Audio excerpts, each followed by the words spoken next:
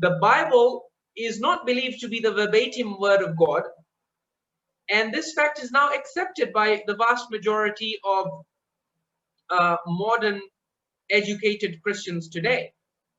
And this view is the result of researches and breakthroughs in the field of biblical studies, or what was known as higher criticism in the 18th and 19th centuries. The higher criticism, or researches in higher criticism, have conclusively demonstrated the veracity of the Quranic claim regarding the occurrence of deliberate and willful manipulation and distortion of the biblical text. And several instances of such additions and interpolations have been highlighted by scholars of the Bible themselves. One such work of erudite scholarship that I would recommend for those interested in learning more about this is Bart D. Ehrman's book entitled Misquoting Jesus, the story behind who changed the Bible and why.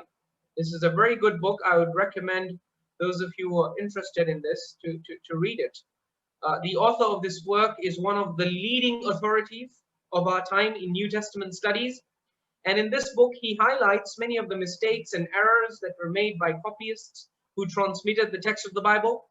And he also showcases many of the deliberate alterations which translators made in their English renderings of the Bible.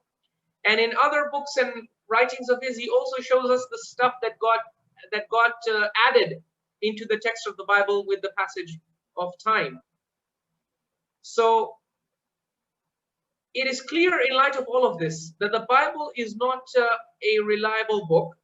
And in fact, it is not even the Torah or Injil the Quran talks about. Rather, it is a collection of later human writings and a narration of the stories and events which are claimed to have happened during the times of the prophets.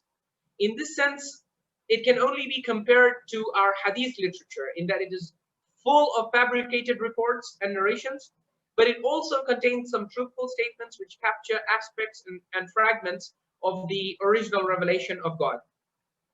So while the Bible may have a significant amount of truth preserved in it, just like our books of Hadith, on the whole, it is not reliable because the truth in the Bible has been severely compromised and diluted by the lies, falsehoods, and fabricated narrations, reports, and stories which were added to it later on, and which scholars of Christianity themselves admit are later additions. So this is why it does not constitute sultan in God's court. This is why the Quran can so easily dismiss the claim that Christians make about the sonhood of Jesus Christ, and claim the reason why the Quran dismisses this and says, no, you have no proof for this, even though the Christians can cite narrations in the Bible. But in the court of Allah, these narrations have no value because they do not originate from him. Rather, they are later fabrications. So because the Bible has been exposed as an unreliable book, or rather as a book that has fabricated and interpolated reports and narrations in it, it no longer constitutes valid sultan or authority. And therefore, it has no authority in God's court. If you make tall claims about Christology on the basis of the Bible, you will not be able to survive God's court, because God is very clear. The only thing that survives my court and my interrogation is truth. And truth is only what I reveal, not what human beings fabricate later on. Now, this is especially important for us to understand as Muslims, because our Hadith literature has been as badly compromised as the Bible. So just as the Bible is used to justify high and tall claims about Christology, the Hadith literature on both the Shia and the Sunni side is often used to justify the Ghuluww that exists on both sides.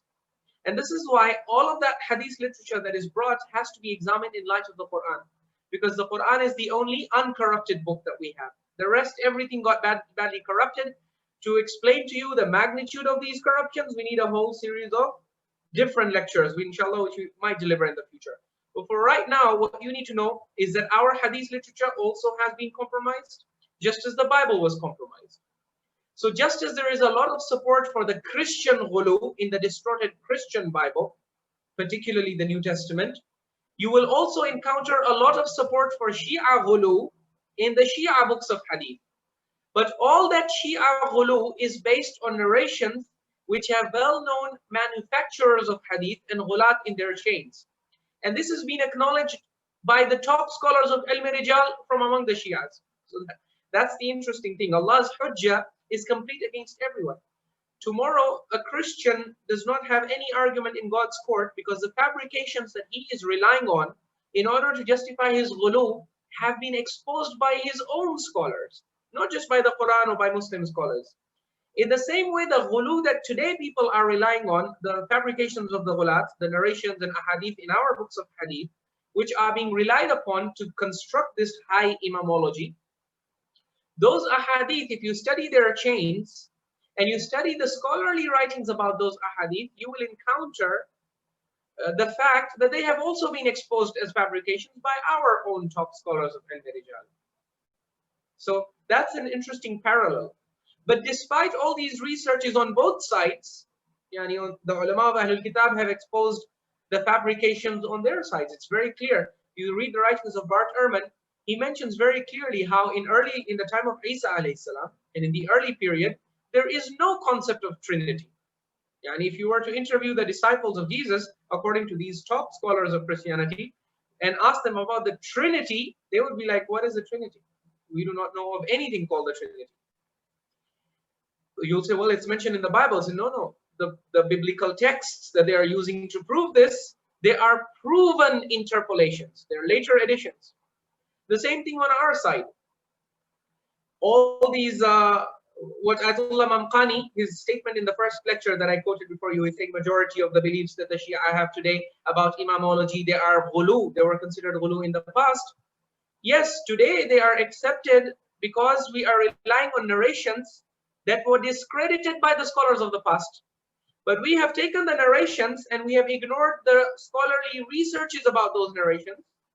And because these narrations suit our whims and desires, we justify them logically and we try and rescue them and we try and promote them, despite the fact that they have been exposed as fabrications of ghulat by previous scholars and even contemporary scholars.